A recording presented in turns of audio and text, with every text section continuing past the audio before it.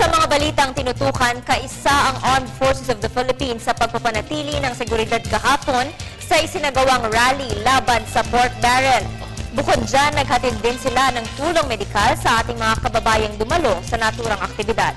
Para sa detalye, balitaan mo kami, Waywaya Makalma.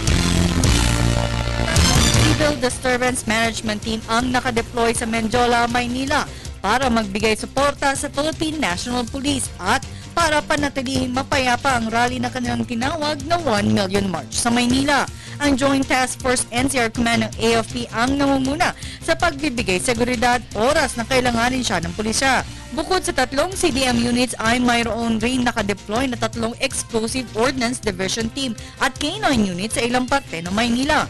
Gayon din ang nakasibilyan ng mga sundalo mula sa intelligence community ay nakadeploy rin. Ito upang siguruhin ang seguridad para sa 1 Million People March.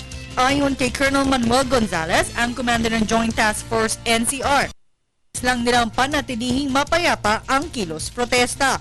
Pero kanyang tiniyak na wala silang namomonitor na anumang banta mula pa nitong Sabado, ayon sa intelligence community ng AFP. Actually, we have also utilized the AFP intelligence community member to monitor the situation along and outside the vicinity ng Luneta.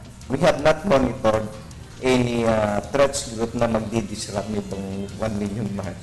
As of this time, as of this moment, wala pong threats group o mga grupo na individual na monitor na gagawa ng gulo. So I think this 1 Million March is maganda naman pang sitwasyon sa ngayon.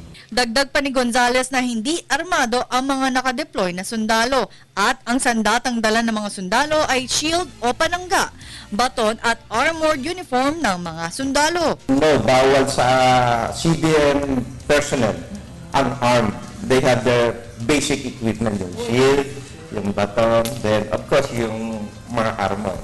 But they are not allowed to have the firearm. Nagbigay rin ng tulong pang medikal ang AFP na kung saan isang medical team at may ambulansya naka-standby sa Quirino Grandstand. Para sa telebisyon ng Bayan, Waywaya Makalma.